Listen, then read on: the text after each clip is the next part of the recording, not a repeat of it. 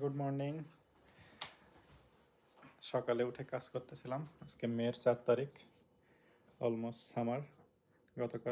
গতকালকে অনেক রোদ ছিল এবং চারিদিকে সুন্দর রোদ এবং ঝলমলে পরিবেশ ছিল, কিন্তু আজকে সকালে স্নোফল হচ্ছে।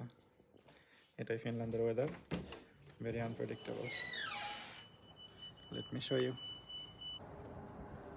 This is the summer point of view in Finland.